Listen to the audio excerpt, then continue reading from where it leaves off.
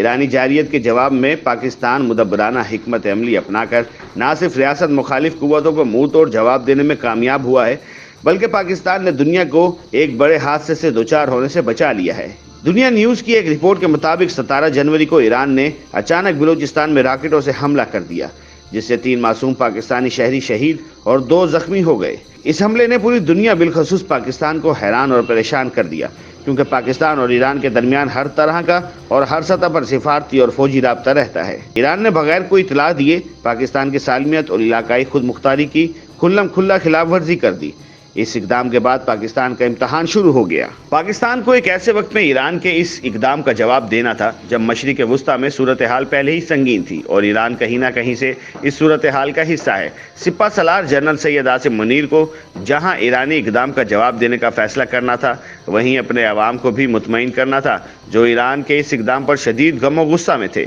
یہ فیصلہ شاید آپریشن سوئفٹ سے زیادہ مشکل تھا، کیونکہ فروری 2019 میں بالا کوٹ حملے کا جواب تو ایک دشمن کو دینا تھا، مگر اس مرتبہ ایک دوست ملک کا معاملہ تھا جہاں معمولی سی غلطی خطے کو اپنی لپیٹ میں لے سکتی تھی۔ ایسے میں قابل سفارتکاری، میچور اور پرو ایکٹیو میڈیا میسیجنگ اور نپاتولہ ملٹری رسپانس ایک مؤثر ہتھیار بنا، جس نے نہ صرف دنیا کو حیران کر دیا بلکہ صورتحال کی خرابی کا انتظار کرنے والوں کو منہ کی کھانا پڑی۔ پاکستان جو کہ کسی بھی جارحیت کا منہ توڑ جواب دینے کی صلاحیت رکھتا ہے، نے کسی بھی قسم کا فوری اور جلد بازی میں جواب دینے کی بجائے انتہائی صبر اور تدبر کے ساتھ حالات کا جائزہ لینے کے بعد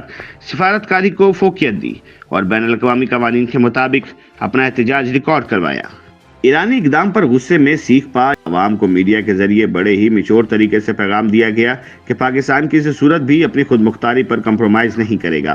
اور معصوم شہریوں کی جان و مال سب سے مقدم اور اہم ہیں۔ اس دوران انتہائی احتیاط سے میڈیا پر یہ بیانیہ بھی بنایا گیا کہ ایسی جارحیت کا جواب دینے کا پاکستان مکمل اختیار اور حق رکھتا ہے۔ اس صورتحال میں ISPR کا کردار قابل ستائش ہے۔ 18 جنوری کی صبح پاکستان نے راکٹس، میزائل اور ڈرونز کی مدد سے ایران کے اندر بلوچ دہشت گردوں کے 3 کیمپس کو انٹیلیجنس بیسڈ آپریشن کی بنیاد پر سٹرائکس کے ذریعے نشانہ بنایا اور دہشت گردوں کے ان کیمپس کو تباہ کرنے کے ساتھ ساتھ BLF کے سرگنا دہشت گردوں کو بھی ہلاک کیا۔ اس پیچیدہ آپریشن کے دوران اس بات کا خاص خیال رکھا گیا کہ کولیٹرل ڈیمیج کے نتیجے میں ایرانی شہریوں اور فورسز کو نقصان نہ پہنچے۔ پاکستان نے اس انتہائی پیچیدہ آپریشن کو مکمل کرنے کے فوری بعد باقاعدہ طور پر وزارت خارجہ کے ذریعے بتایا کہ پاکستان نے ایران میں غیر قانونی طور پر موجود بلوچ دہشت گردوں کے ٹھکانوں آپریشن مرگ بر سرمچار کر کے نشانہ بنایا، جس میں دہشت گردوں کے بھاری نقصانات ہوئے۔ انتہائی احتیاط سے لکھی گئی اس پریس اسٹیٹمنٹ میں پاکستان نے کسی بھی جنگی جنون، فتح کا جشن، اشتعال یا غصہ دلانے والے الفاظ کا استعمال نہیں کیا، بلکہ ایران کے ساتھ اپنے تاریخی تعلقات کی بنیاد پر بات چیت اور باہمی تعاون سے مسئلے کے حل پر زور دیا۔ اس کے بعد ISPR کی طرف سے آپریشنل تفصیلات کے آنے سے مزید فوگ آف وار کم ہو گئی، کیونکہ اس میں ٹارگٹ کیے گئے کیمپس، مارے جانے والے دہشت گردوں کی تفصیلات اور استعمال کیے جانے والے ہتھیاروں کی تفصیلات تک بتا دی گئی ہیں، تاکہ کسی بھی قسم کا ابہام یا کنفیوژن کسی بھی طرف نہ رہے۔ اس پریس ریلیز میں بھی ایک بار پھر پاکستان نے ایران سے برادرانہ تعلقات کی بنیاد پر تعاون اور بات چیت سے آگے بڑھنے کی اہمیت پر زور دیا ہے۔ 2 ہمسایہ ملکوں کے درمیان اس انتہائی پیچیدہ نیشنل سیکیورٹی کے مسئلے پر پاکستان نے انتہائی میچور ذمہ دارانہ ہینڈلنگ سے نہ صرف منہ توڑ جواب دے کر دہشت گردوں کو انتہائی مہارت سے ٹارگٹ کر کے اپنی صلاحیت بھی منوا لی، چونکہ پاکستان نے کسی بھی قسم کی للکار بازی جیسے بیانیے سے اجتناب کیا۔